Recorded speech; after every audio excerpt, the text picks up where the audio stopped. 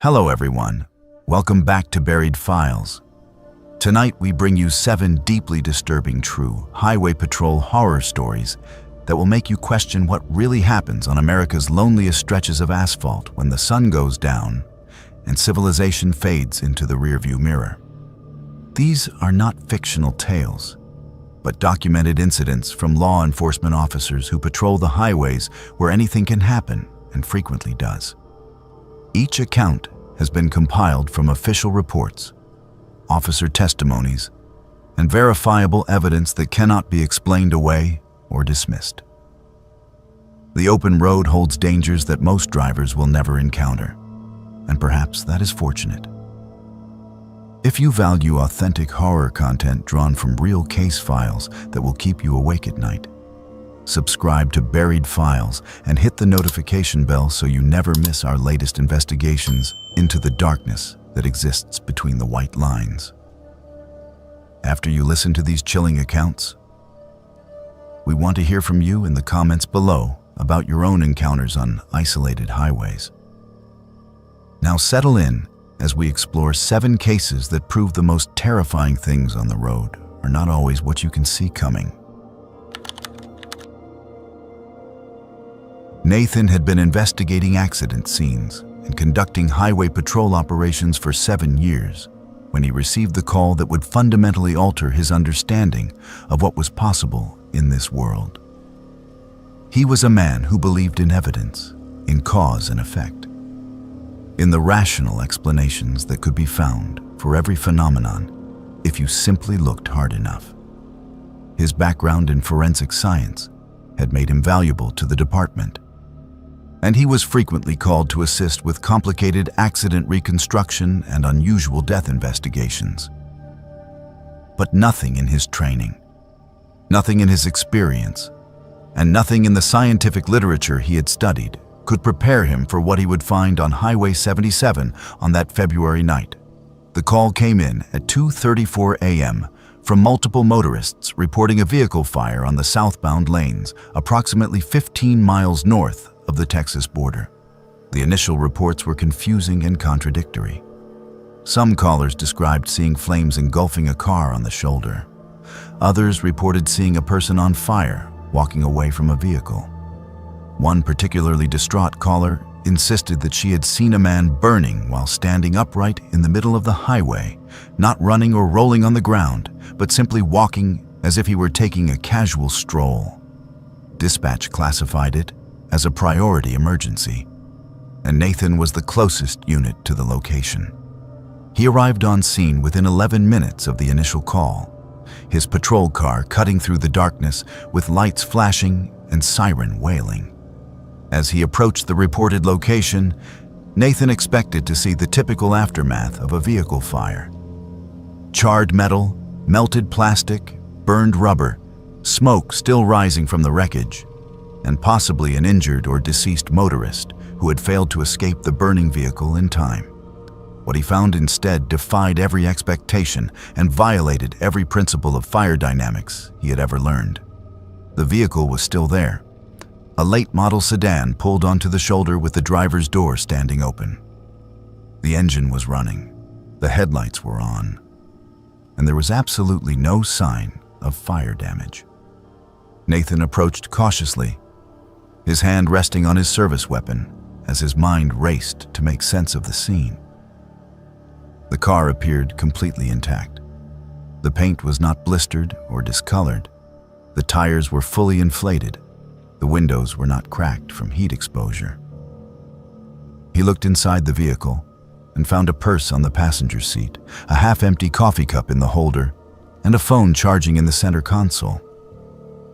Everything suggested that the driver had simply stopped the vehicle and stepped out for some reason, perhaps to check a tire or to stretch their legs during a long drive. But then Nathan saw the footprints. They began at the driver's side door and led across the gravel shoulder toward the desert scrubland that bordered the highway. These were not ordinary footprints. The gravel and dirt showed clear impressions of shoe soles, but each print was surrounded by a dark discoloration. Nathan knelt down and touched the ground near one of the prints with his gloved hand. The soil was still warm, not just warm, but hot enough that he could feel the heat through the latex. He illuminated the area with his flashlight and followed the trail of prints as they led away from the highway. 30 yards from the vehicle, Nathan found the body. The victim was lying face down in the dirt, arms and legs positioned as if the person had been walking forward and had simply fallen to the ground mid-stride.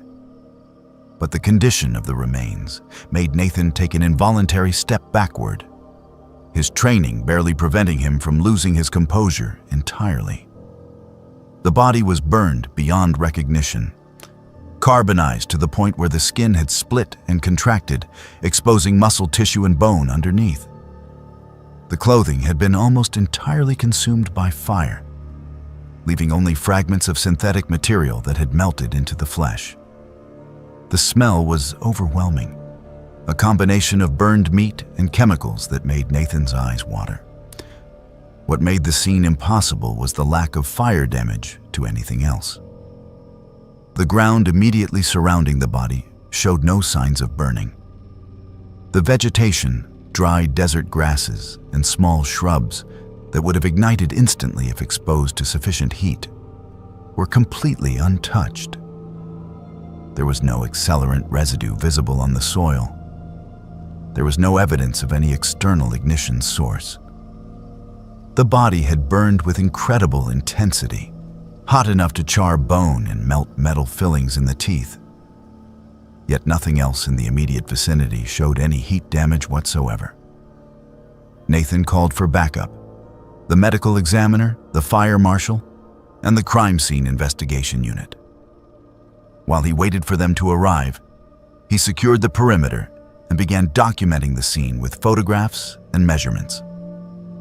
He examined the vehicle more thoroughly and found the victim's wallet in the glove compartment. The driver's license identified him as Nathan Simmons, a 42-year-old accountant from Nashville with no criminal record and no history of mental illness or substance abuse, according to the preliminary database check.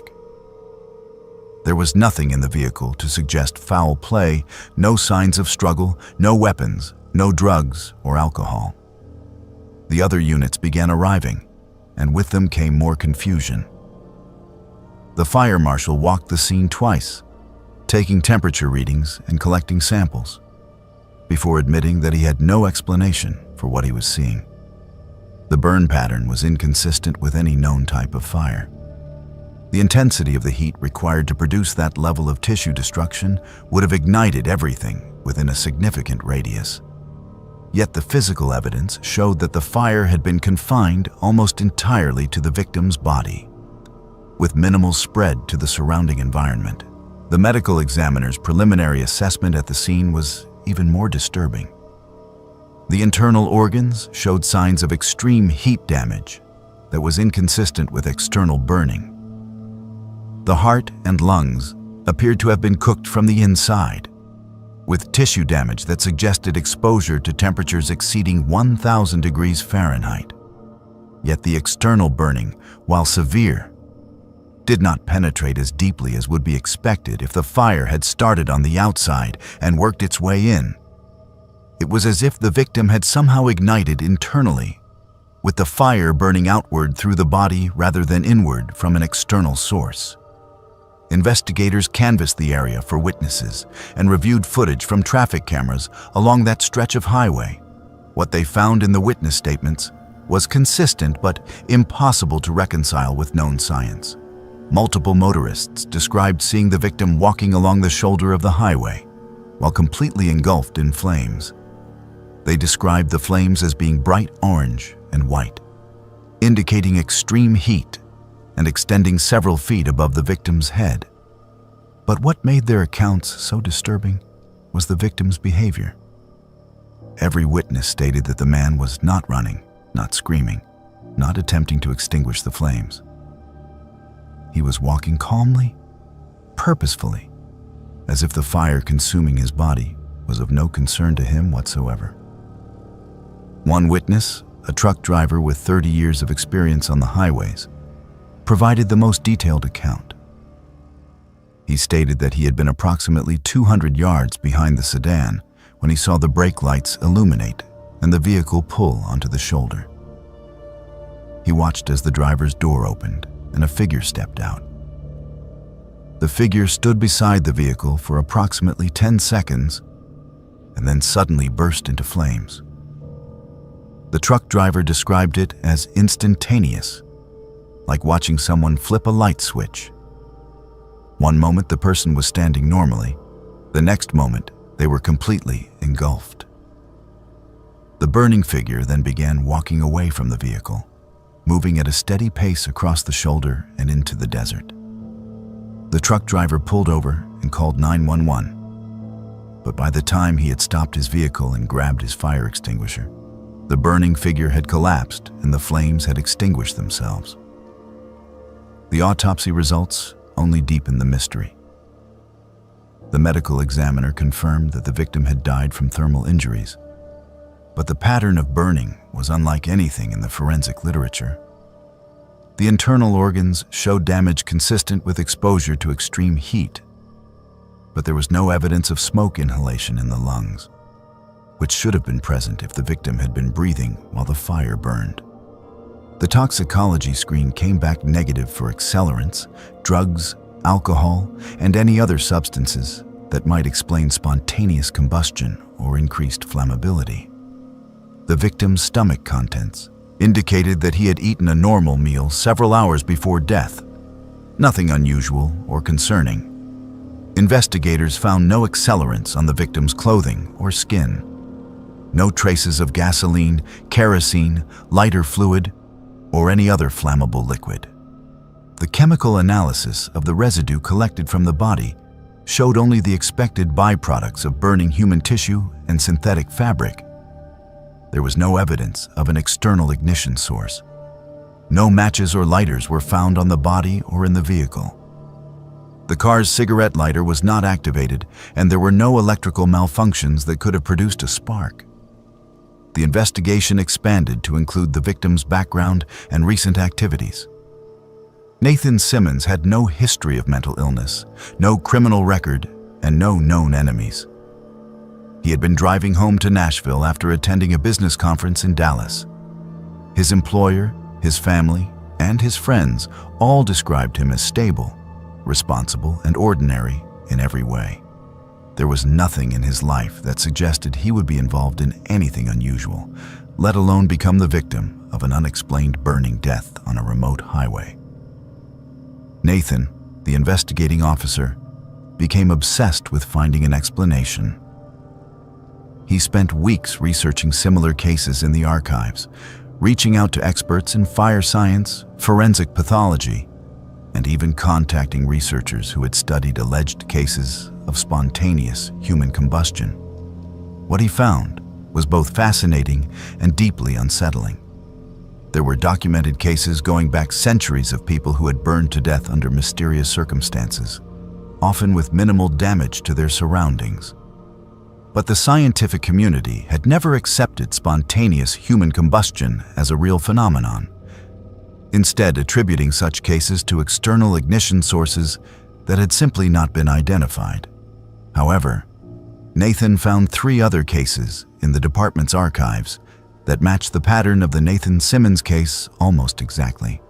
In each instance, a motorist had stopped their vehicle on a remote stretch of highway, exited the car, and been found burned to death a short distance away, with no clear ignition source and minimal environmental damage.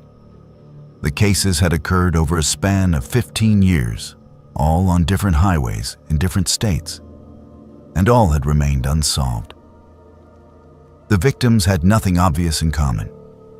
Different ages, different occupations, different backgrounds. The only commonality was the manner of death and the complete absence of any rational explanation.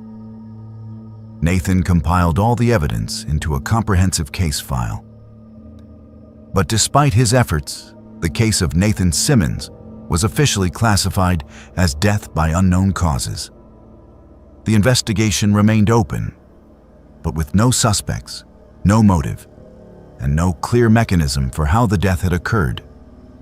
There was nowhere else to go with it. The file was placed in storage along with the 3 similar cases that had preceded it. 17 years have passed since that night, and Nathan still keeps the case file on his desk. He has continued to research similar incidents and has identified 23 cases worldwide that match the same basic pattern. People who burn to death under impossible circumstances, with no ignition source, no accelerants, and minimal environmental damage. The medical literature offers no explanation. The fire science community dismisses the cases as anomalies that simply have not been properly investigated. But Nathan knows what he saw. He knows what the evidence showed. And he knows that somewhere in the space between what science can explain and what actually happens in the world, there are phenomena that defy our understanding. The vehicle belonging to Nathan Simmons was eventually released to his family and sold at auction. The stretch of Highway 77 where he died looks exactly the same as it did that night. Just another mile marker on another lonely road. But Nathan drives past that location regularly. And every time he does, he thinks about the footprints that led away from that car, the body that burned with impossible heat, and the witness who saw a man walking calmly through flames that should have sent him screaming to the ground. Some mysteries are never solved. Some questions have no answers. And sometimes the most terrifying thing is not what happened, but the realization that it could happen again at any time, to anyone, without warning or explanation. Ryan had been with the Nevada State Highway Patrol for 11 years when he encountered something that would shatter his understanding of reality and force him to question everything he thought he knew about the world. He was not the type of officer who believed in ghosts or supernatural phenomena. He was practical, methodical, and relied entirely on evidence and procedure. His record was spotless. He had received 3 commendations for service and was being considered for a promotion to sergeant. Nothing in his training or experience had prepared him for what happened on that frozen January night in 2019. And nothing that came afterward would ever make sense of it. The stretch of Highway 50 that cuts through the Nevada desert has earned the nickname the loneliest road in America. And for good reason. On certain sections, a driver can travel for over 100 miles without seeing another vehicle or any sign of human habitation. The landscape is stark and unforgiving, dominated by sagebrush and rocky outcroppings that seem to stretch endlessly in every direction. During the day, the desert sun beats down mercilessly. At night, temperatures plummet and the darkness becomes absolute, broken only by the occasional set of headlights cutting through the void. It was on one of these isolated stretches, approximately 47 miles east of Fallon, that Ryan's patrol shift took a turn into the impossible. The dashboard clock read 3:47 a.m.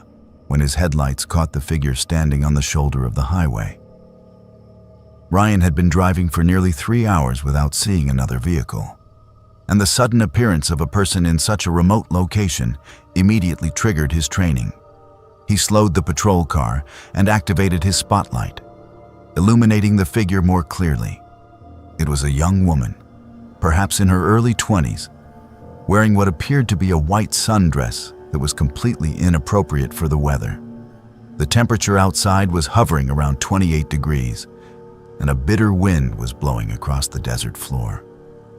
She was waving her arms frantically, clearly in distress. Ryan pulled onto the shoulder and exited his vehicle, immediately noting several disturbing details. The woman was barefoot, her feet cut and bleeding from walking on the rough asphalt. Her dress was soaking wet, clinging to her thin frame, and she was shivering violently. What made no sense was the water itself. There had been no precipitation in this area for over 3 weeks, according to the Weather Service, and there were no bodies of water anywhere nearby. The woman looked directly at Ryan with wide, terrified eyes and began speaking rapidly, her words tumbling over each other in her panic. She told him that her name was Sarah and that she needed help desperately. She said that they were following her and that she could not go back. When Ryan asked who was following her, she simply shook her head and repeated that he could not take her back there, that it was too horrible, that she would rather die in the desert than return. Ryan attempted to calm her down using his standard de-escalation techniques, speaking in a measured tone and assuring her that she was safe now. He retrieved a thermal blanket from his trunk and wrapped it around her shoulders, then guided her to the back seat of the patrol car where the heater was running. As he closed the door and walked back to the driver's seat, Ryan called in his location and situation to dispatch, requesting an ambulance to meet them at the nearest town. The woman continued talking from the back seat, and what she said next made Ryan's blood run cold. She provided specific details about an accident location ahead, describing a sedan that had gone off the road approximately 12 miles further east, near mile marker 114. She described the color of the vehicle, a dark blue, and said that the driver had not survived. She begged Ryan not to take her to that location, becoming increasingly agitated at the thought. Ryan made the decision to continue east to verify her story. If there was indeed an accident ahead, other motorists could be in danger, and someone might need immediate medical attention. He assured the woman that he would not make her get out of the vehicle and that she would remain safe in the patrol car.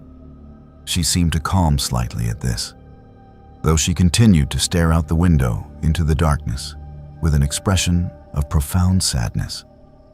12 miles later, at mile marker 114, Ryan's headlights found exactly what she had described. Fresh skid marks led from the highway down a steep embankment into a ravine. A dark blue sedan was overturned at the bottom, its front end crumpled against a large boulder. Ryan immediately called in the accident location and requested emergency services, then carefully made his way down the embankment to check for survivors. The driver was still in the vehicle, held in place by the seatbelt. It was immediately apparent that the victim had died on impact. The steering column had collapsed into the chest cavity, and the angle of the head indicated a broken neck. Ryan took photographs of the scene and retrieved the driver's license from the wallet in the victim's purse. When he looked at the photograph on the license, his hands began to tremble. The face staring back at him from the laminated card was identical to the woman sitting in his patrol car. Same features, same hair color, same distinctive scar above the left eyebrow. The name on the license was Sarah Mitchell, age 23, with an address in Reno. Ryan climbed back up the embankment, his mind racing to find a rational explanation. Perhaps it was her twin sister. Perhaps she had been a passenger in the vehicle and somehow survived the crash. When he reached his patrol car and opened the back door to ask Sarah about the identification, the back seat was empty. The thermal blanket lay folded neatly on the seat, but there was no sign of the woman. Ryan checked around the vehicle, calling out her name, but received no response. The desert stretched out silently in all directions, and there was nowhere she could have gone without him seeing her. He had been within sight of the vehicle the entire time he had been down in the ravine. The doors had remained closed. He had heard nothing. His radio crackled to life as dispatch responded to his accident report. They informed him that a missing person report had been filed 3 days earlier for a Sarah Mitchell, who had failed to arrive at her destination in Ely after leaving Reno. Her vehicle description matched the sedan in the ravine, and she had been traveling alone. Ryan requested that they send the coroner and investigative team, then sat in his patrol car trying to make sense of what had just happened. That was when he noticed the back seat. Where the woman had been sitting, the upholstery was soaking wet, with puddles of water collected on the floor mat. He reached out and touched the water with his fingertips. It was ice cold. He took photographs of the wet seat and floor, then began reviewing his dashboard camera footage, hoping it would provide some clarity. What he saw on the recording made his stomach drop. The footage clearly showed Ryan pulling over and getting out of his vehicle. It showed him standing on the shoulder, appearing to speak with someone, though no one was visible in the frame. It showed him retrieving the thermal blanket and placing it in the back seat as if draping it around invisible shoulders. It showed him driving for 12 miles while apparently conversing with the empty back seat, his head occasionally turning to the right as if listening to a passenger. The audio captured his voice, asking questions and making reassuring statements. But there were no other voices on the recording. No evidence that anyone else had been present. The coroner arrived 90 minutes later and performed a preliminary examination at the scene. Based on body temperature, lividity, and rigor mortis, the estimated time of death was approximately 4 hours before Ryan had discovered the accident. Sarah Mitchell had died instantly when her vehicle left the road at high speed sometime around midnight. She had been dead for nearly 4 hours when Ryan picked up a hitchhiker who looked exactly like her, who was wearing a white dress just like the one the corpse was wearing, and who had directed him to the precise location of her own body. Ryan sat in his patrol car until sunrise, watching the investigative team process the scene. He said nothing about the hitchhiker to the other officers. He filed his report describing his discovery of the accident scene, but made no mention of how he had known to look for it at that exact location. When he returned to the station at the end of his shift, he requested to review the missing person report that had been filed for Sarah Mitchell. The report had been filed by her sister, who stated that Sarah had been traveling to Ely to visit friends and had last been in contact near Fallon. The last known sighting had been at a gas station approximately 20 miles west of where Ryan had picked up the hitchhiker. Security footage from that gas station, which Ryan requested and reviewed, showed Sarah purchasing bottled water and snacks at 11:23 p.m., then returning to her vehicle. As she pulled out of the parking lot, the camera captured something that made Ryan's blood run cold. In the background of the footage, barely visible in the grainy nighttime recording, a woman in a white dress could be seen standing under a street light at the edge of the parking lot. The figure was watching Sarah's vehicle as it departed. Ryan enhanced the image as much as possible and felt his chest tighten when he realized the figure was Sarah herself, watching her own vehicle drive away moments before the fatal crash that would end her life. The wet footprints in Ryan's patrol car remained for 3 days, despite the heating system running constantly. Crime scene technicians photographed them and collected samples, but could find no logical explanation for why they would not evaporate. On the 4th day, they simply were not there anymore. The water had vanished as mysteriously as the woman herself. Ryan transferred to desk duty 6 weeks later. He never worked another night shift. His request cited personal reasons, and the department approved it without question, likely attributing the change to the trauma of discovering a deceased motorist.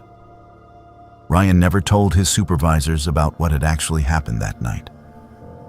He was afraid they would think he had suffered a psychological break, that the isolation and stress of highway patrol had finally gotten to him. But he could not dismiss what had happened. The wet seats had been real. The thermal blanket had been disturbed. The dashboard camera had recorded him speaking to someone, even if that someone had not been visible. And Sarah Mitchell had known exactly where her own body would be found, had led him directly to the scene of her death. Research into the history of Highway 50 revealed a disturbing pattern. Every year on the anniversary of her death, multiple motorists have reported seeing a young woman in a white dress attempting to flag down vehicles near mile marker 102. exactly where Ryan had first encountered Sarah. Security footage from the same gas station shows the figure appearing in the background on January 15th each year, always standing in the same location, always watching the departing vehicles. The gas station attendant refuses to work the night shift on that date and will not explain why when questioned. Sarah Mitchell was laid to rest in a cemetery in Reno. Her death was ruled accidental, the result of overcorrection while attempting to avoid an animal on the roadway. The toxicology report was negative for drugs and alcohol. She had simply lost control of her vehicle in a moment of panic and paid for it with her life. There was no indication that anyone else had been involved. No evidence of foul play. Just a young woman driving alone through the loneliest stretch of highway in America, who died frightened and far from home. Ryan keeps a photograph of the wetback seat in his desk drawer. He has shown it to exactly 3 people in the 6 years since that night. 2 dismissed it as condensation or a spilled drink.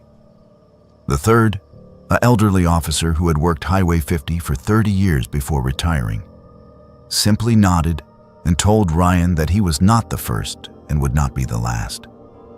He said that some people do not realize they are dead, that they keep trying to get help, keep trying to warn others, keep trying to finish the journey they started.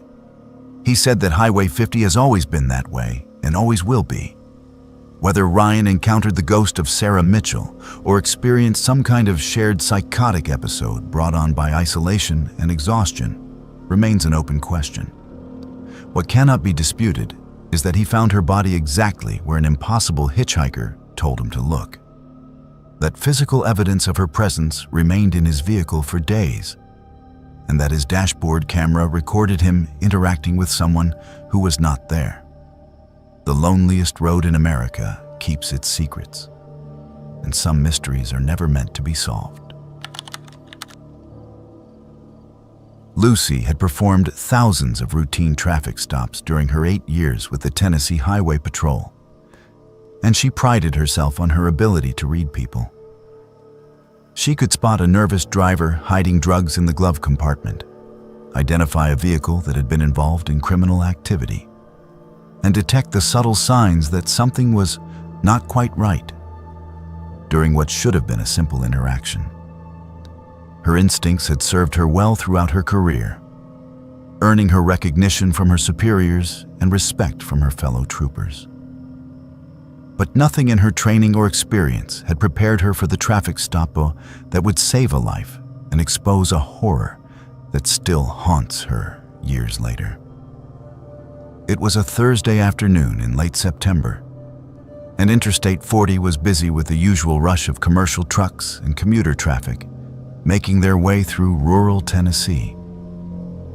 The weather was clear, temperature in the mid-70s, and visibility was excellent. Lucy had been on patrol since noon, conducting speed enforcement and watching for impaired drivers. At approximately 4:37 p.m., she noticed a silver Honda Accord in the center lane with a broken right taillight. It was a minor violation, the kind of thing that would result in a warning rather than a citation. But protocol required that she make the stop to inform the driver of the equipment failure. Lucy activated her lights and the Honda immediately began to pull over, which was the first indicator that this stop might not be routine. Most drivers took several seconds to notice the patrol car behind them, often continuing for a quarter mile or more before responding to the lights and siren. This driver had reacted instantly, almost as if he had been expecting to be pulled over. The vehicle came to a complete stop on the shoulder, and Lucy approached from the driver's side after running the license plate through her computer.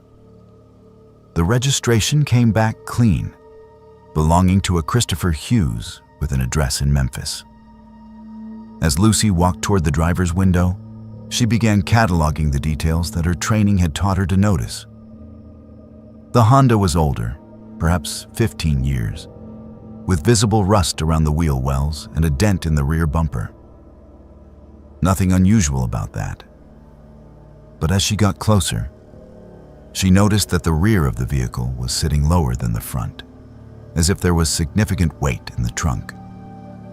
She also noticed at least a dozen air fresheners hanging from the rearview mirror, an excessive number that immediately raised a red flag. In her experience, that many air fresheners usually meant someone was trying to mask an odor. The driver had his window down before Lucy reached the vehicle, and his hands were visible on the steering wheel at the 10 and 2 positions. He was a white male in his late 30s, with thinning brown hair and a several-day growth of beard. His eyes were bloodshot, and he was sweating despite the comfortable temperature. When Lucy asked for his license and registration, his hands were shaking so badly that he had difficulty removing the documents from his wallet. Christopher's behavior immediately elevated Lucy's alert level. She had dealt with nervous drivers before, people who became anxious during any interaction with law enforcement, even when they had done nothing wrong. But this was different. Christopher was not just nervous. He was terrified. His eyes kept darting to the rearview mirror, not looking at Lucy but seeming to check the back seat and trunk area. He fumbled with his license, dropping it twice before finally handing it over. When Lucy asked him where he was traveling from and where he was headed, his story changed 3 times in the span of 30 seconds. First, he said he was driving home to Memphis from a business trip in Nashville. Then he corrected himself and said he had been visiting a friend in Knoxville. Finally, he claimed he was on his way to meet his sister in Jackson. Each version contradicted the previous one, and none of them made sense given his current location and direction of travel. Lucy asked him to step out of the vehicle, citing the need to verify his registration. Christopher's face went pale, and he asked if that was really necessary. When Lucy insisted, he complied, but his movements were jerky and his breathing had become rapid and shallow. While Christopher stood at the rear of his vehicle, Lucy casually walked around the Honda, conducting what appeared to be a routine visual inspection. The smell hit her before she got close to the trunk. It was a combination of artificial air freshener and something organic that was being masked underneath. She had smelled that combination before during drug interdiction training. Dealers often used excessive air fresheners to cover the smell of marijuana or methamphetamine. But there was something else mixed in with the chemical sweetness. Something that made her think of sweat and fear and human waste. Lucy was about to ask Christopher for permission to search the vehicle when she heard it. A faint but unmistakable thumping sound coming from the trunk. 3 deliberate thumps, then a pause, then 3 more. It was not the random noise of cargo shifting during transit. It was rhythmic, purposeful. Someone was in that trunk, and they were trying to communicate. Christopher must have seen the realization on Lucy's face because his entire demeanor changed in an instant. The nervous, fumbling man transformed into something cold and calculating. He took a step toward Lucy, and his right hand moved toward the front pocket of his jacket. Lucy's training took over. She drew her service weapon in one fluid motion, leveling it at Christopher's center mass while simultaneously keying her radio with her left hand to request immediate backup. She ordered Christopher to show his hands and get on the ground, her voice cutting through the noise of traffic with absolute authority. For a moment, Christopher seemed to be weighing his options. His hand was still inside his jacket pocket, and Lucy could see his jaw clenching as he calculated whether he could reach whatever he was going for before she could fire. The moment stretched out impossibly long. Traffic rushing past on the interstate, the sun beginning to lower in the western sky, 2 people locked in a confrontation that could end in violence in the space of a heartbeat. Then Christopher made his decision. Instead of complying with Lucy's commands, he turned and ran. He sprinted across the shoulder of the highway and vaulted over the guardrail, disappearing into the dense vegetation that lined the interstate. Lucy had to make a split-second decision. She could pursue him on foot, leaving the vehicle and whoever was in the trunk unattended, or she could secure the scene and ensure the safety of the potential victim. She chose the latter. She ran to her patrol car, grabbed her baton, and returned to the Honda. She shouted that she was a police officer and that she was going to open the trunk, then used the baton to break the driver's side window and pop the trunk release. The trunk lid lifted slowly, and what Lucy saw inside would be seared into her memory forever. A young woman lay curled in the fetal position, her wrists bound behind her back with zip ties and her ankles similarly restrained. A strip of duct tape covered her mouth, and her eyes were wide with terror and exhaustion. She was wearing a college sweatshirt and jeans, both filthy and torn. Her face was bruised, with one eye swollen nearly shut, and dried blood caked her hairline where she had apparently been struck on the head. When she saw Lucy's uniform, she began to sob, her entire body shaking with the release of whatever terrible fear she had been holding inside. Lucy immediately called for an ambulance and additional units, then carefully removed the duct tape from the girl's mouth and used her knife to cut the zip ties. The girl could barely speak, her throat raw from screaming or crying, or both. She managed to whisper that her name was Penelope, that she was 17 years old, and that she had been in that trunk for what felt like forever. Lucy wrapped her in a blanket from the patrol car and tried to keep her calm while they waited for the ambulance. She asked Penelope if she could tell her what had happened, but the girl simply shook her head and continued crying. Backup arrived within 7 minutes, which felt like an eternity. 2 additional patrol units and a sheriff's deputy converged on the location, and a coordinated search for Christopher began immediately. A K-9 unit was dispatched to track his scent from where he had entered the woods. The ambulance arrived moments later, and paramedics began treating Penelope for dehydration and shock. She was conscious but disoriented, and the paramedics determined that she needed to be transported to the hospital immediately. Before the ambulance departed, Lucy asked Penelope one critical question. How long had she been in the trunk? Penelope's answer made Lucy feel physically sick. 47 hours. The girl had been stuffed in that trunk for nearly 2 full days, unable to stretch her legs or use a bathroom, given minimal water and no food, breathing the exhaust fumes and suffocating heat. She had been abducted from a college campus parking lot in Arkansas 3 days earlier and had been transported across state lines in the trunk of that Honda, completely helpless and certain she was going to die. While the ambulance rushed Penelope to the nearest trauma center, Lucy and her fellow officers processed the Honda as a crime scene. What they found in that vehicle painted a picture of premeditated evil that went far beyond a single abduction. In the glove compartment, they discovered a handwritten list with names, physical descriptions, and locations. Penelope's name was on that list, along with 8 others. Some of the names had check marks next to them. In the back seat, hidden under a blanket, they found additional zip ties, duct tape, rope, and a package of plastic sheeting. In the front seat console, they found a folding knife with dried blood on the blade and a detailed, handwritten plan for what Christopher intended to do with Penelope once he reached his destination. The plan described a remote cabin in the Smoky Mountains where Christopher would take his victims. It described the soundproof room he had constructed in the basement. It described the tools he had assembled and the timeline he intended to follow. Reading those pages, Lucy understood with absolute clarity that if she had not made that traffic stop, if she had not heard that thumping from the trunk, Penelope would have disappeared into those mountains and never been seen alive again. The search for Christopher intensified as detectives began investigating the names on his list. 2 of them were identified as missing persons cases from the previous year.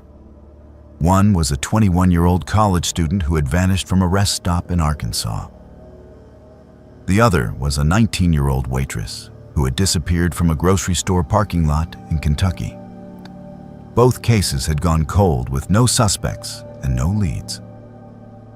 Investigators now had reason to believe that Christopher had been responsible for both abductions and potentially others. Christopher was apprehended 6 hours later, trying to hitchhike on a rural highway 30 miles from where he had fled. He was unarmed when he was arrested, but a search of the jacket he had been wearing revealed what he had been reaching for during his confrontation with Lucy. It was a Glock 9mm handgun with a round chambered and the safety off. If Lucy had hesitated for even a moment, if her training had not taken over, Christopher would have shot her and disappeared with Penelope still trapped in that trunk. Under interrogation, Christopher initially refused to speak, but eventually his attorney negotiated a deal. In exchange for revealing the locations of his other victims, he would avoid the death penalty. He led investigators to a shallow grave in the Smoky Mountains, where the body of the missing college student was recovered. He provided detailed information about the waitress, whose remains were found in a different location in eastern Kentucky. He confessed to abducting 4 women over a 3-year period, though he claimed that Penelope was the only one he had intended to keep alive for an extended period. The others had died within days of their abductions. Penelope spent 2 weeks in the hospital recovering from dehydration, malnutrition, and her physical injuries. The psychological trauma would take much longer to heal. She underwent months of therapy and eventually testified at Christopher's trial, describing in vivid detail the 47 hours she had spent in that trunk, listening to him stop for gas and food, hearing him make phone calls to friends and family as if nothing were wrong, wondering if each moment would be her last. Christopher was sentenced to life in prison without the possibility of parole on multiple counts of kidnapping, murder, and assault. At his sentencing, he showed no remorse and offered no explanation for his actions beyond saying that he had wanted to see how long he could keep someone alive in captivity. The judge called him a predator without conscience and expressed relief that he would never again have the opportunity to harm another human being. Lucy received a commendation for her actions during the traffic stop, and her quick thinking was credited with saving Penelope's life and solving multiple cold cases. But the recognition meant little to her compared to the weight of what she had almost missed. She thinks about that day constantly, about the broken taillight that gave her justification for the stop, about the excessive air fresheners that raised her suspicions, about the thumping from the trunk that she almost dismissed as cargo shifting. She thinks about the 2 women whose bodies were recovered from those mountains and wonders how many traffic stops other officers had made on Christopher's vehicle during his 3-year spree. How many times he had been pulled over for minor violations and allowed to continue on his way, with a victim dying in his trunk. The Honda was eventually destroyed, but Lucy kept a photograph of it in her locker. She looks at it before every shift as a reminder that routine traffic stops are never truly routine, that evil often hides behind nervous smiles and broken tail lights, and that the difference between life and death can come down to an officer who trusts her instincts and refuses to ignore the warning signs. Penelope is alive today because Lucy heard the thumping and understood what it meant. 2 families were able to bury their daughters and find some measure of closure because Lucy made that stop and refused to let Christopher drive away. But Lucy still wakes up in the middle of the night sometimes, hearing that rhythmic thumping in her dreams, and wondering how many other trunks are out there on America's highways, carrying victims who will never be found in time. Sergeant Stella had been part of the Tactical Support Division for the Tennessee Highway Patrol for 9 years, and during that time, she had participated in dozens of high-risk operations. Drug raids, fugitive apprehensions, weapons seizures, and human trafficking investigations had all been part of her regular duties. She had seen the worst of what people could do to one another, had witnessed scenes of violence and degradation that would haunt most civilians for the rest of their lives. But nothing in her extensive experience could have prepared her for what waited inside the converted rest stop that sat abandoned along Interstate 24, or for the betrayal that would shake her faith in law enforcement to its core. The investigation had begun 3 months earlier with an anonymous tip called into the FBI's human trafficking hotline. The caller, whose voice was disguised and whose number was untraceable, provided specific information about suspicious activity at a property that had once been a highway rest stop, but had been sold to private owners years earlier. The caller described vehicles arriving at odd hours, always with covered windows or enclosed cargo areas. The caller mentioned seeing women and girls being moved from vehicles into the building and hearing screaming coming from inside the structure at night. The caller claimed that some of the vehicles involved had been modified to look like law enforcement patrol cars. The FBI took the tip seriously enough to begin surveillance of the location. What they observed over the following weeks confirmed many of the caller's claims.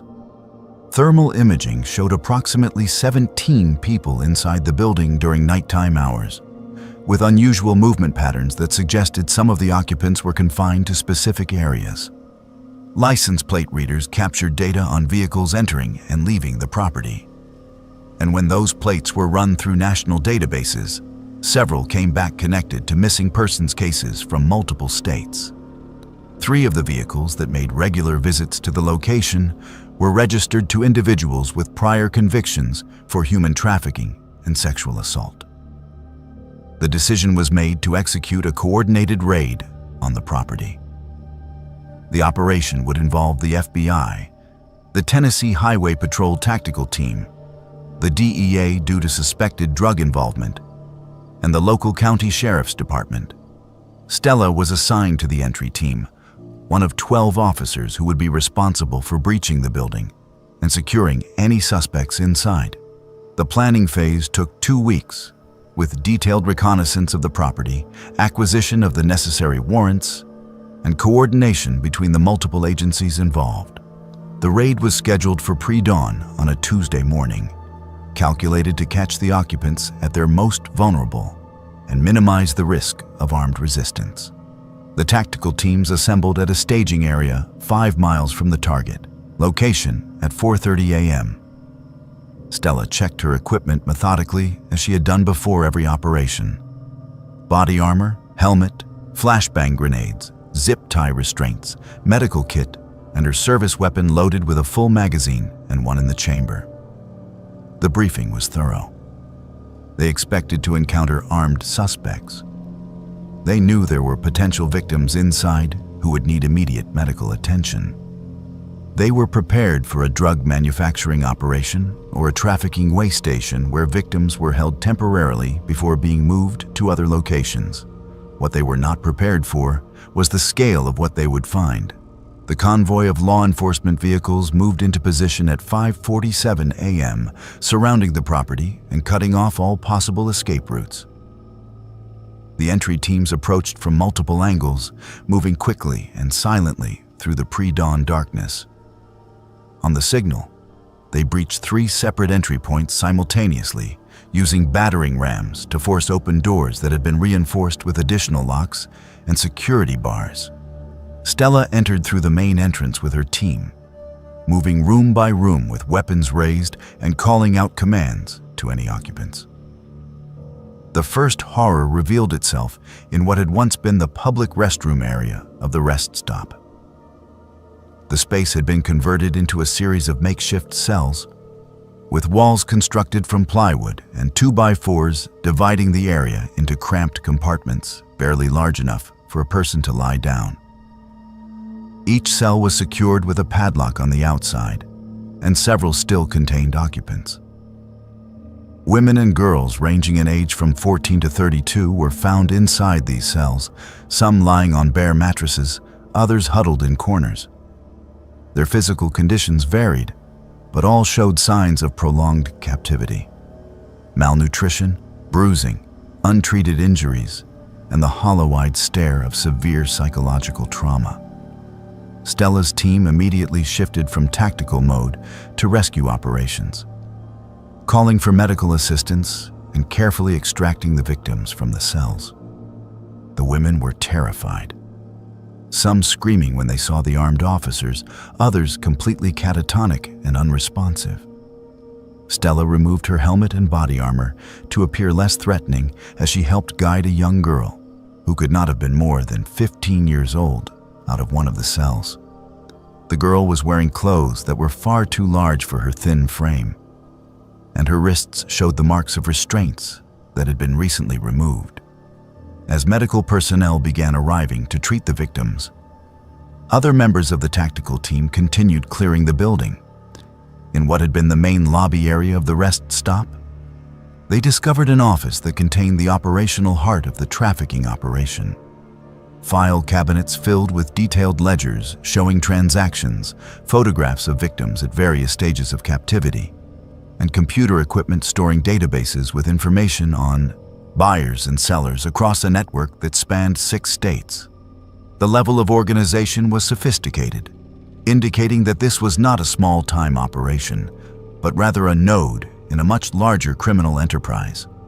The man who appeared to be the leader of the operation, a 47-year-old named Christian, was found attempting to destroy hard drives when the tactical team entered the office.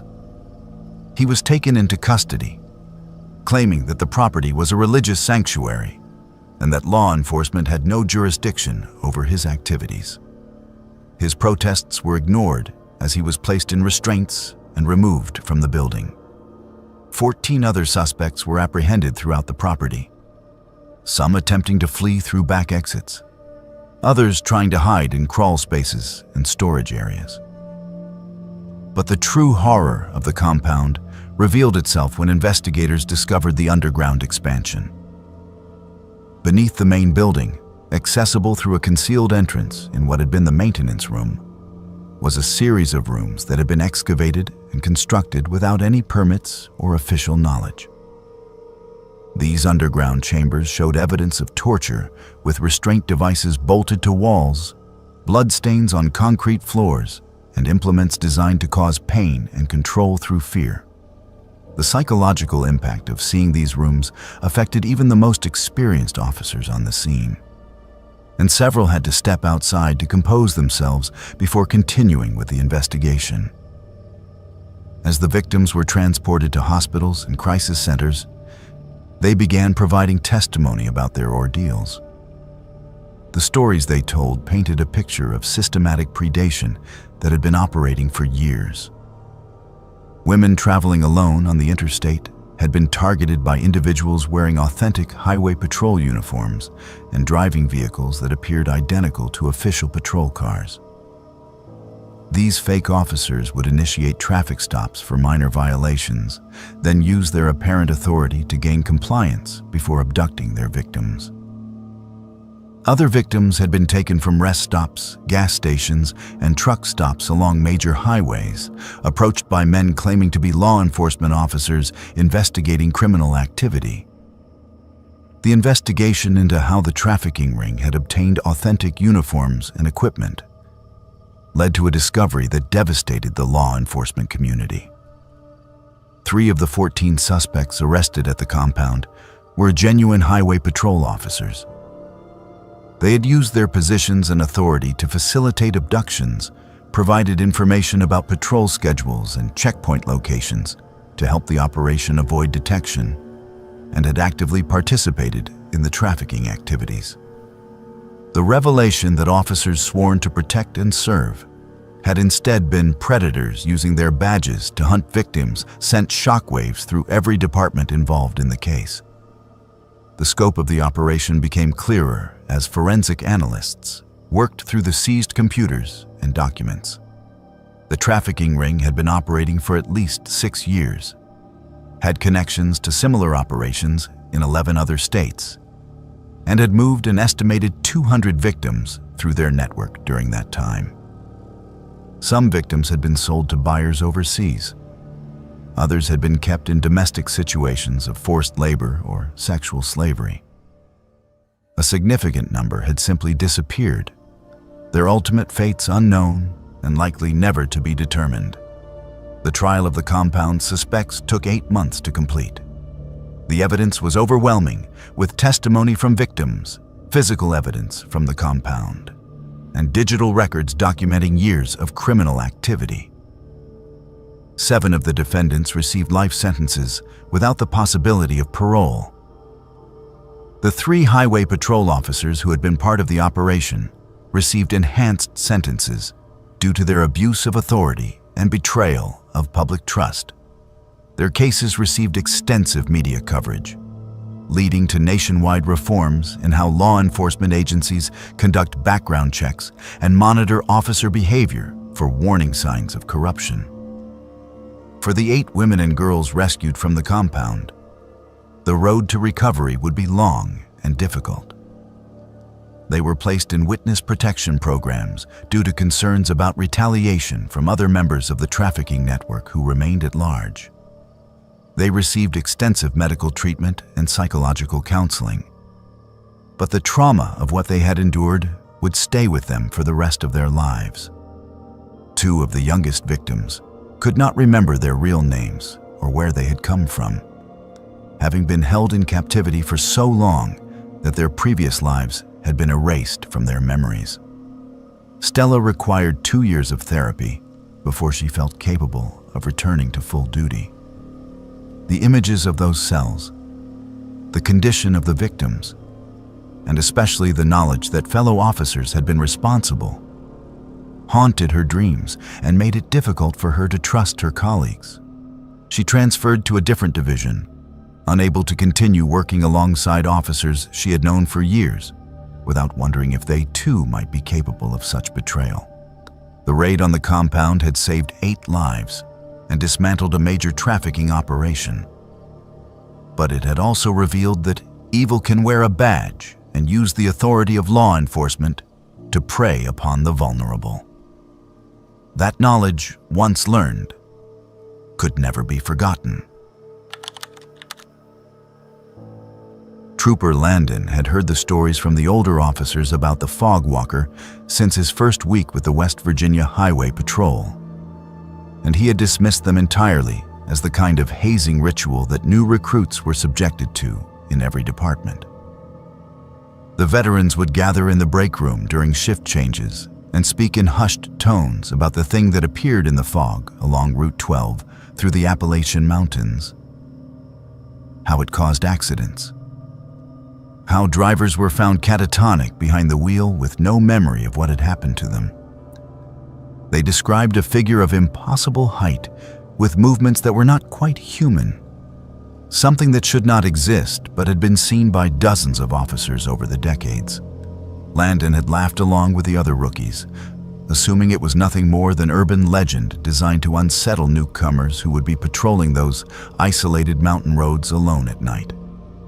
His first encounter with the fog walker came 11 months into his career. On a November night when a dense fog advisory had been issued for the entire mountain region. Visibility on Route 12 had dropped to less than 50 feet, and the highway patrol had been advising motorists to avoid the area if possible, or to reduce speed significantly if travel was necessary. Landon had been assigned to patrol the stretch of highway between mile markers 87 and 115, a 28-mile section of winding mountain road that was treacherous even in good weather. The fog transformed it into something far more dangerous, a gray void where the road seemed to disappear just beyond the reach of the headlights. At approximately 2:17 a.m., Landon's headlights caught movement in the fog ahead of him.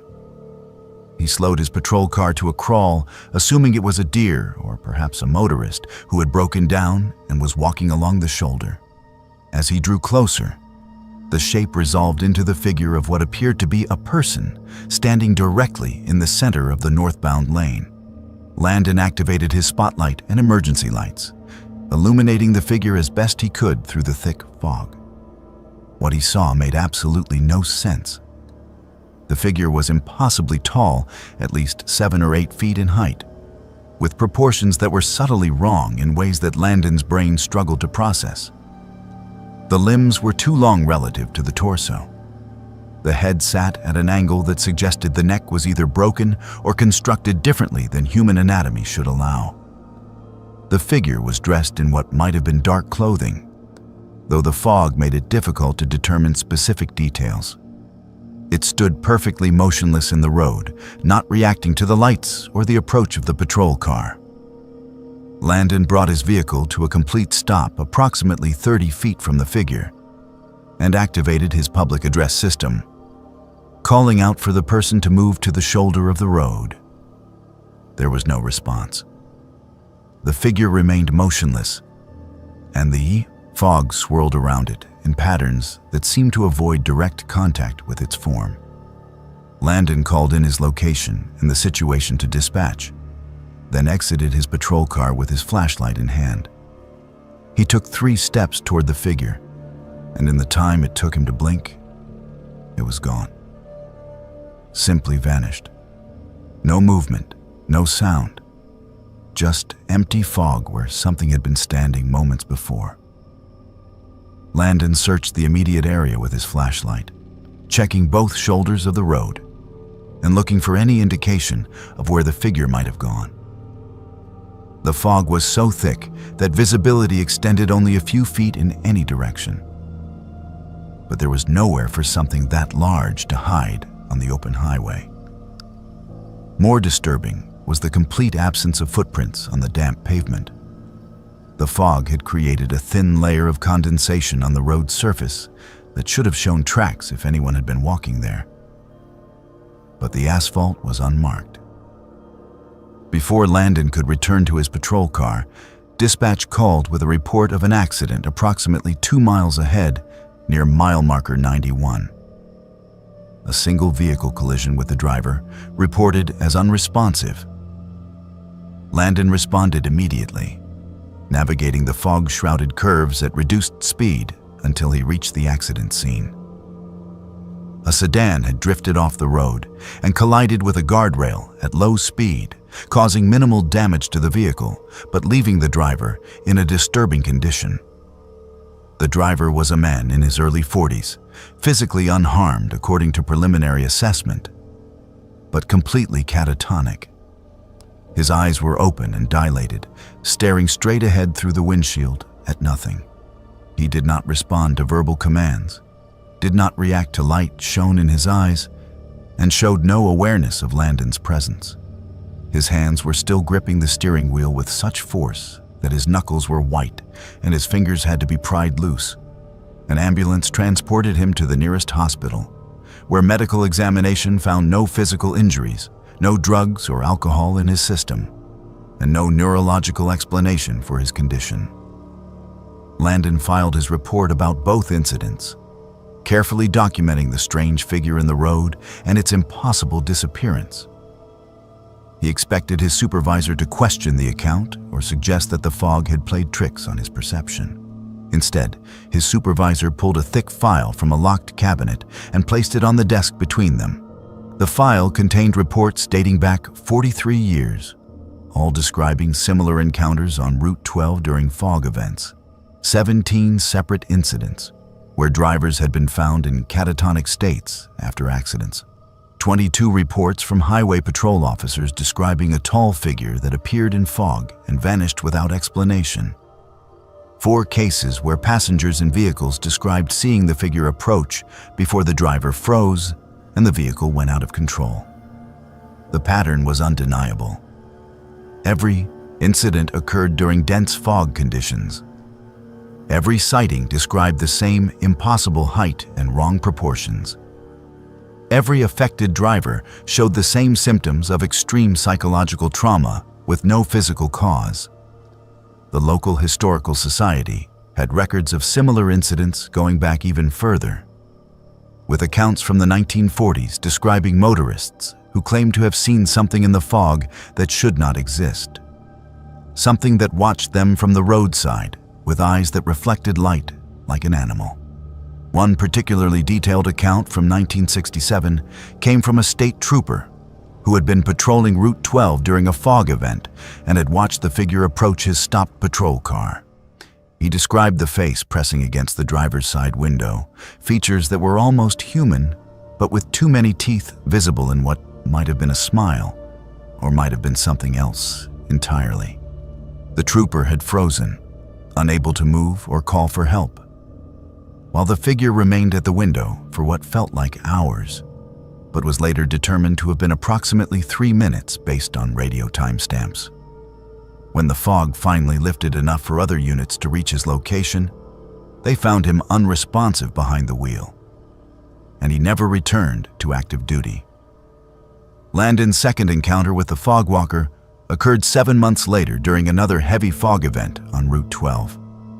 This time he was responding to a disabled vehicle near mile marker 94, where a motorist had called for assistance with a flat tire.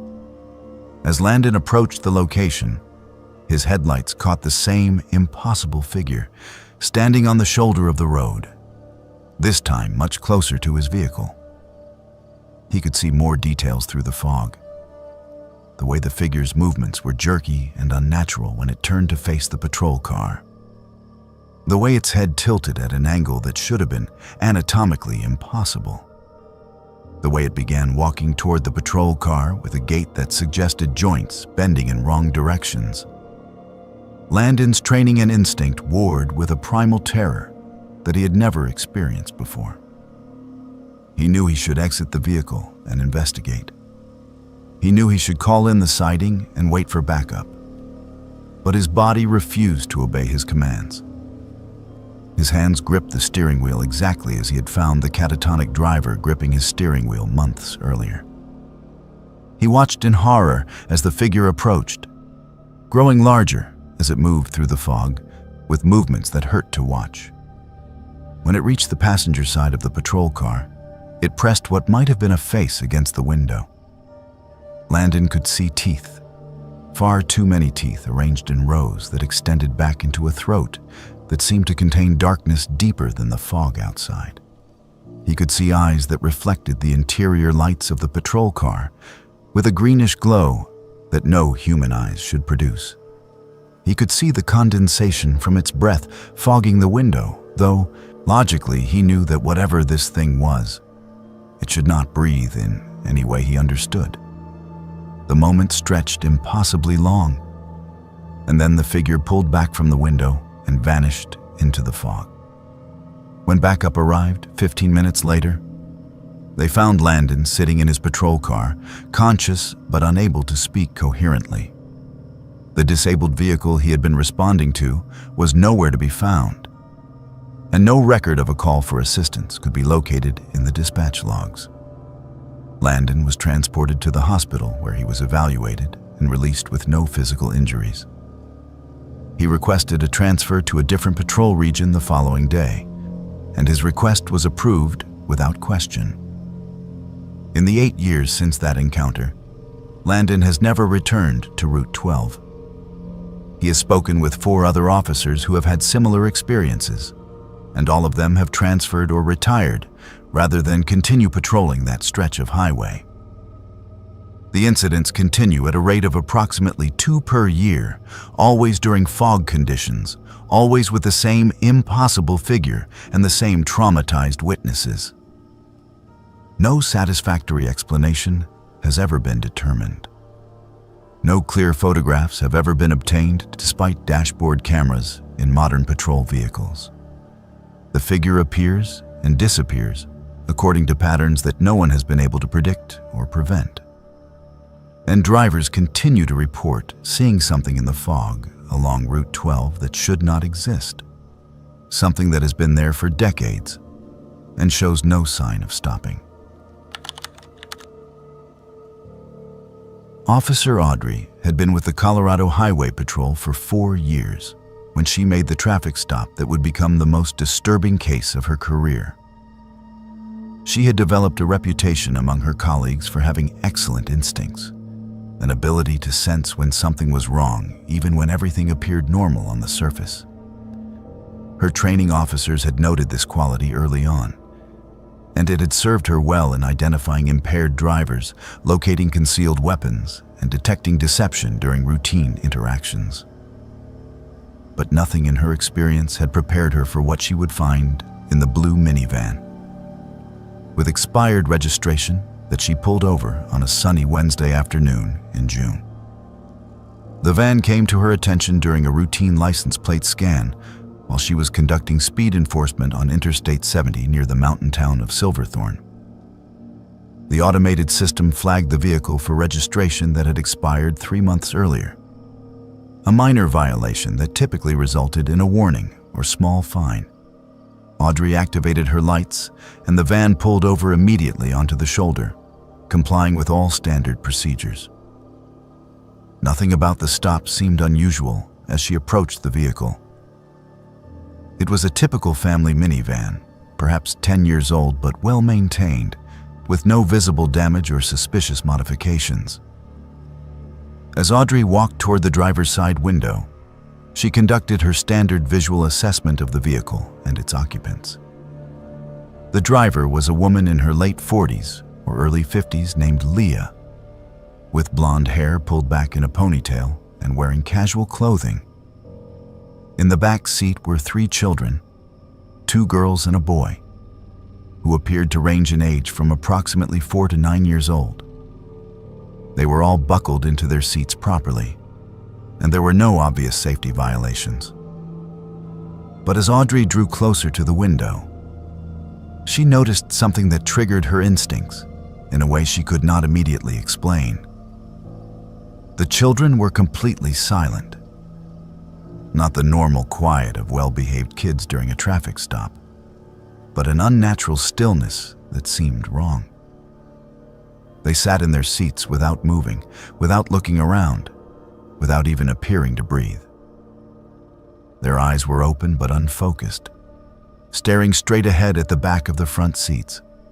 Audrey had encountered thousands of children during traffic stops over the years, and she had never seen kids this motionless. Even the most disciplined children fidgeted, looked around, showed some sign of awareness of what was happening. These children were like mannequins. The driver rolled down her window before Audrey reached it, smiling too widely and speaking too quickly.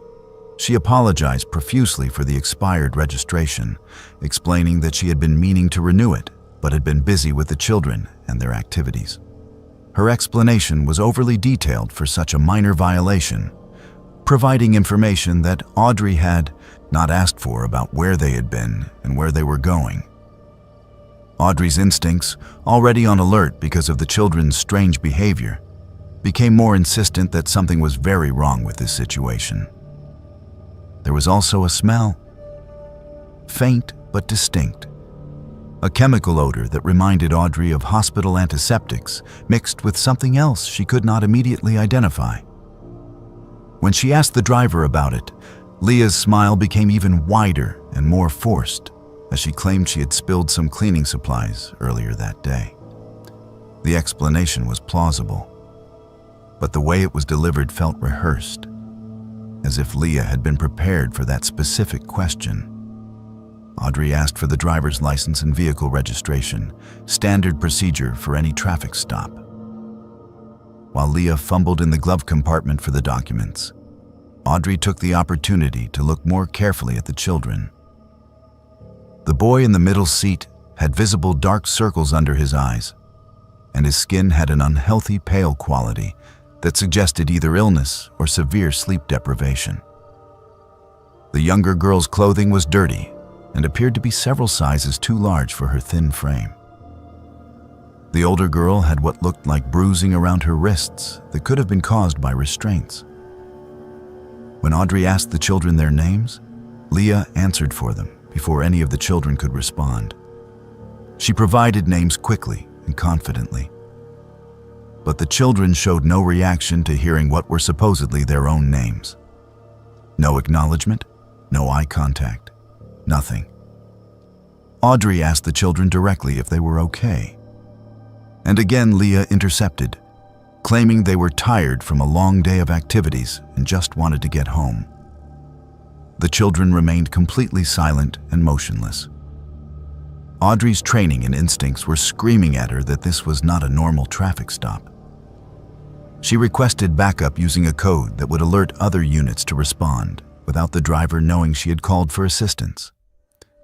She kept her demeanor calm and professional, not wanting to escalate the situation before help arrived, but she positioned herself in a way that would allow her to react quickly if Leah attempted to flee or became aggressive.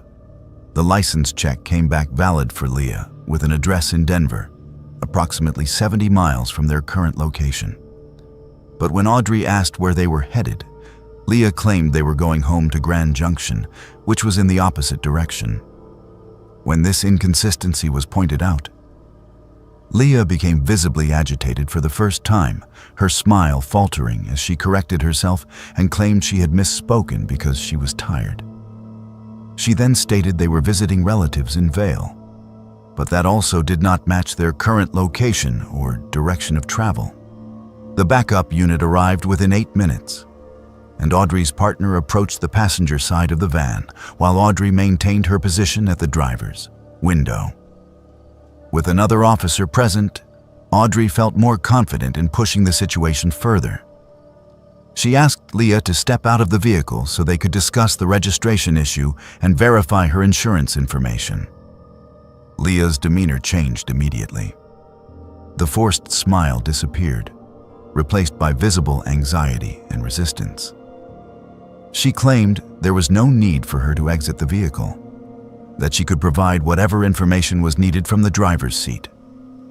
Audrey insisted, and when Leah continued to resist, Audrey made the decision to physically remove her from the vehicle for officer safety.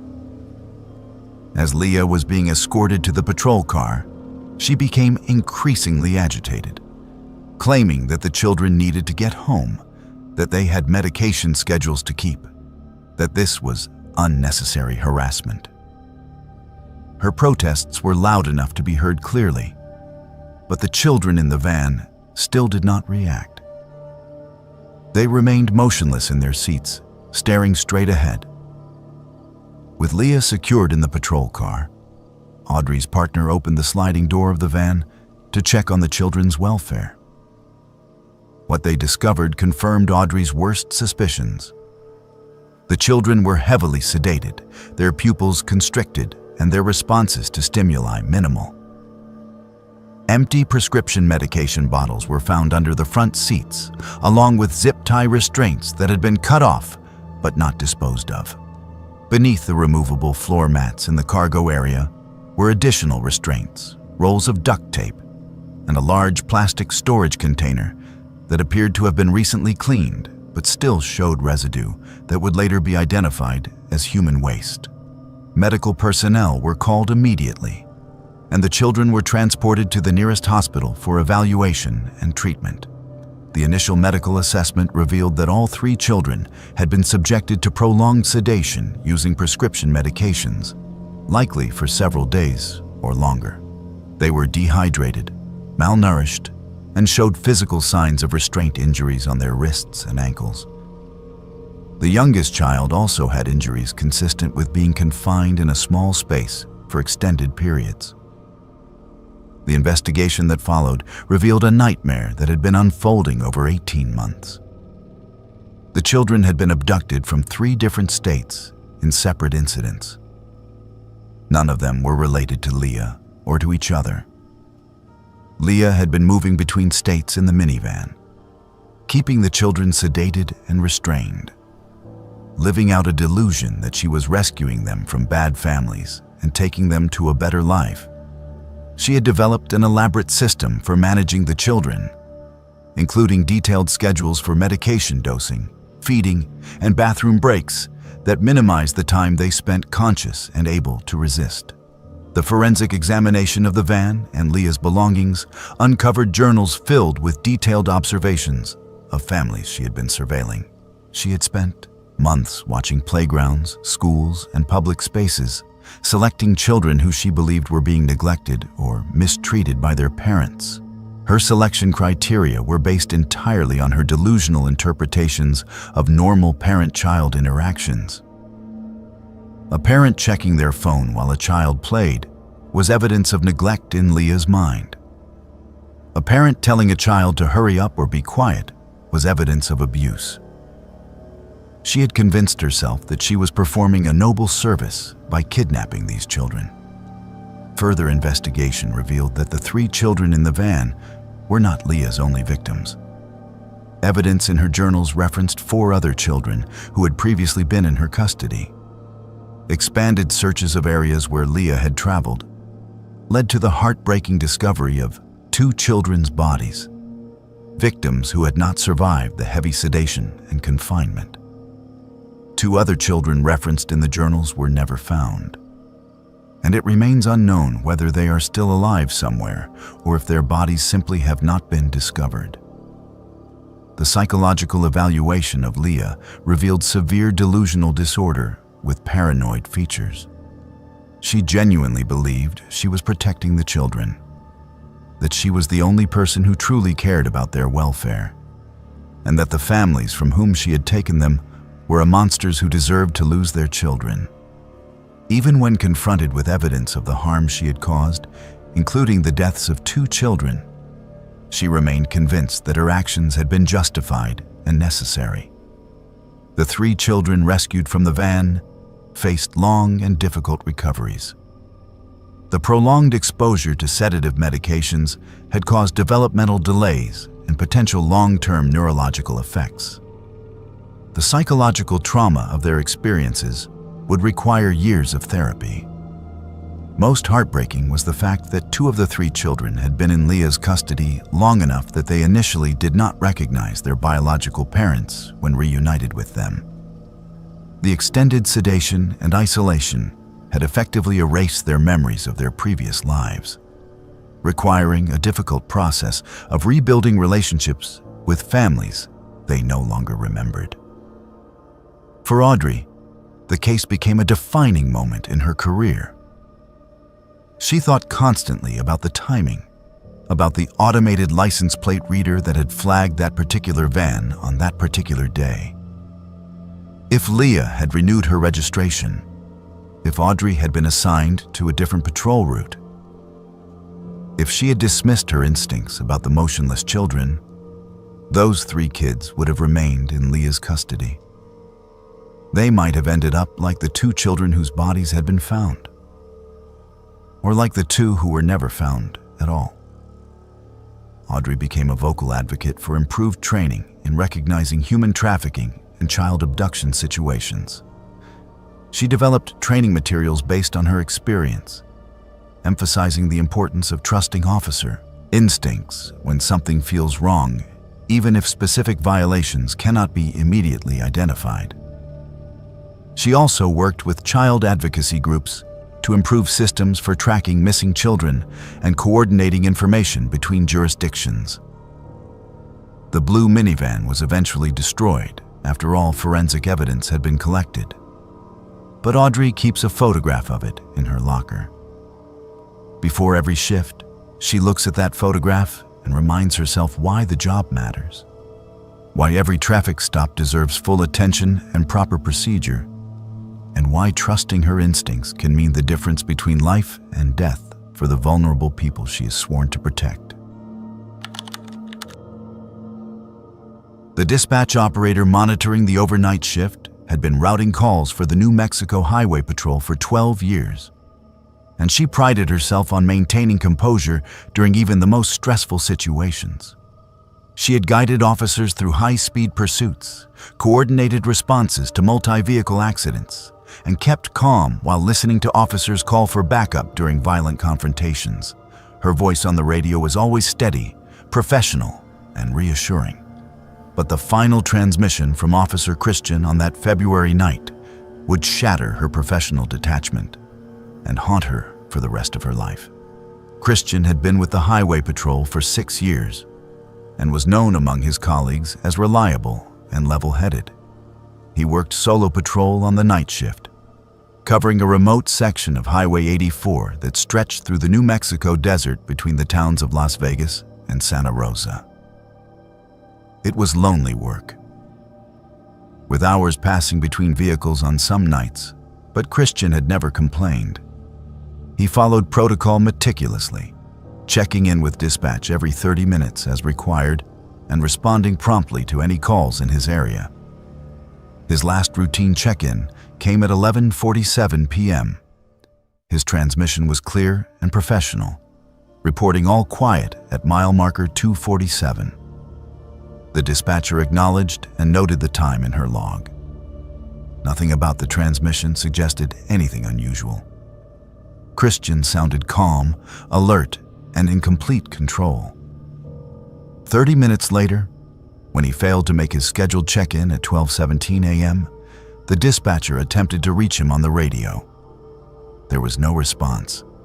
She tried again, using both his unit number and his name, but received only static. At 12:19 a.m., Christian's voice suddenly came through the radio. The transmission was distorted, breaking up with interference that should not have occurred given the quality of the patrol vehicle's communication equipment. Through the static, the dispatcher heard Christian say, "There are too many of them." The statement made no sense. Christian was in a remote desert area where dispatch had not sent him to any calls. There should not have been anyone there at all, let alone too many of anyone. The dispatcher immediately requested clarification, asking Christian to repeat his transmission and specify what he was referring to. His response came through more clearly this time, and the words sent a chill through the dispatch center. "They should not be here. This is wrong." His voice had changed. The calm professionalism was gone, replaced by something that sounded like confusion mixed with awe. He was not panicking, but there was definitely something wrong in his tone. The dispatcher asked for his exact location and status, trying to determine if he needed backup. She could hear sounds in the background of the transmission that she could not identify. The vehicle door opening, footsteps on gravel, and Christian's breathing becoming heavier as if he was exerting himself. Then his voice came through again, and this time there was an unmistakable note of wonder in his words. "Tell my wife I saw something beautiful and terrible. They are taking me to..." The transmission cut off abruptly mid-sentence. The dispatcher immediately activated the emergency protocol, broadcasting an officer in distress call and directing all available units to Christian's last known location at mile marker 247. She continued attempting to raise Christian on the radio while simultaneously coordinating the response. The nearest backup unit was 43 minutes away due to the remote location. A state police helicopter was dispatched, but would take over an hour to reach the area. The dispatcher kept trying Christian's radio every 30 seconds, hoping for a response that never came. The first unit arrived on scene at 12:59 a.m., 52 minutes after Christian's final transmission. What they found defied explanation. Christian's patrol car was parked on the shoulder of the highway, exactly at mile marker 247. Engine still running, lights still on, driver's door standing wide open.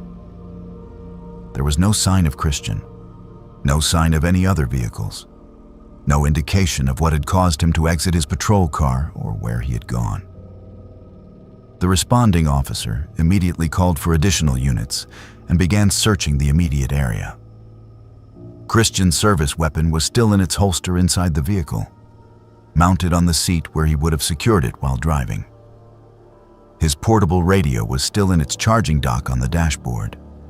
His phone, wallet, and all his personal effects were inside the vehicle. His jacket was draped over the passenger seat, and the interior heater was running at full blast. It appeared as if Christian had simply stepped out of the vehicle intending to return momentarily, except he had vanished completely. The responding officer walked around the patrol car looking for any clues about what had happened. He found footprints leading away from the driver's side door across the gravel shoulder toward the desert. The prints were clearly from Christian's duty boots, and they showed a normal walking stride, not running or struggling. But 30 feet from the vehicle, the footprints simply stopped. There was no disturbance in the soil to suggest Christian had been picked up or carried. The prints did not veer off in a different direction or become obscured by rocky terrain. They simply ended in the middle of open ground with no explanation. As additional units arrived, a systematic search was organized. K9 teams were brought in to track Christian's scent. The dogs followed the same trail of footprints to the point where they ended, then became confused and agitated, circling the area, but unable to pick up any continuing trail. A helicopter equipped with thermal imaging flew grid patterns over a 10-square-mile area surrounding mile marker 247, searching for any heat signature that might indicate a person on foot in the desert. They found nothing. The temperature that night had dropped to 28 degrees, cold enough that Christian would not survive for long without his jacket and cold weather gear, all of which had been left in his patrol car. The investigation expanded over the following days. Forensic technicians processed the patrol car for any evidence of foul play. They found no signs of struggle, no blood, no foreign fingerprints, no indication that anyone other than Christian had been in the vehicle recently. The communication system was examined to determine if the distorted transmission could provide any clues. Audio analysis revealed something disturbing. In the background of Christian's final transmission, beneath his voice and the sounds of him exiting the vehicle, there was a high-pitched frequency that had not been audible during the live transmission, but showed up clearly on the recording. The frequency was outside the normal range of human hearing and had no identifiable source. The investigation into Christian's disappearance eventually revealed a disturbing pattern. Research through Highway Patrol archives identified 3 other cases of officers vanishing from the same stretch of Highway 84 over the past 30 years. In each instance, the missing officer had been working solo night patrol and had made radio transmissions indicating confusion or distress before disappearing without explanation. In 2 of the 3 previous cases, the officer's patrol car had been found in the same condition as Christian's, running and abandoned with no signs of violence or struggle. Local Native American tribes in the area had oral traditions about mile marker 247, which they referred to as the doorway place. According to these traditions, there were certain locations where the boundary between worlds became thin, where things from elsewhere could cross over and where people could be taken away. The tribal elders were not surprised when told about Christian's disappearance and said that the area around mile marker 247 had been avoided by their people for generations. A long-haul truck driver came forward 3 days after Christian's disappearance, with information that had initially seemed too bizarre to report. He stated that he had been driving southbound on Highway 84 at approximately 12:15 a.m. on the night Christian vanished. As he passed mile marker 247, he saw multiple bright lights in the sky above the area, lights that were moving in patterns inconsistent with aircraft. He had dismissed it as military activity from a nearby base, but after learning about the missing officer, he felt compelled to report what he had seen. Christian was officially declared dead 7 years after his disappearance, as required by law when someone goes missing without evidence of death.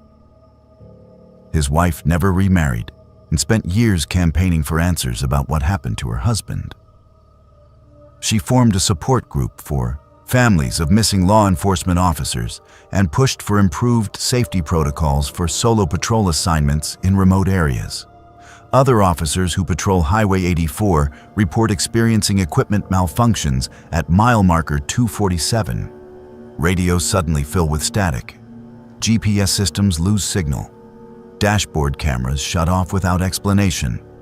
Many officers refuse to patrol that section alone at night, requesting backup even for routine stops in the area. The official policy is that there is nothing unusual about mile marker 247. But unofficial policy among the officers themselves is very different. The dashboard camera footage from Christian's patrol car was recovered and analyzed frame by frame.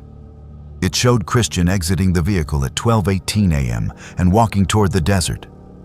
In the final frames before the camera angle no longer captured him, he can be seen looking up at the sky with an expression that investigators could not quite interpret. Some described it as fear. Others said it looked more like wonder. In the very last frame, Christian's shadow is visible on the ground. But in the next frame, recorded 2 seconds later, the shadow is gone, though Christian himself is still partially visible in the shot. His shadow disappeared before he did. The case remains open in the files of the New Mexico Highway Patrol. Christian's badge number has not been reassigned. His locker at the station has been left untouched, his belongings still inside exactly as he left them on his last shift. Once a year, on the anniversary of his disappearance, officers gather at mile marker 247 to remember their missing colleague and to wonder what happened to him in those final moments. The questions that haunted the dispatcher who heard his last transmission remain unanswered. What did Christian see? Where did he go? And what did he mean when he said they were taking him somewhere? The desert keeps its secrets, and mile marker 247 remains a place where the impossible has happened more than once, and where it might happen again.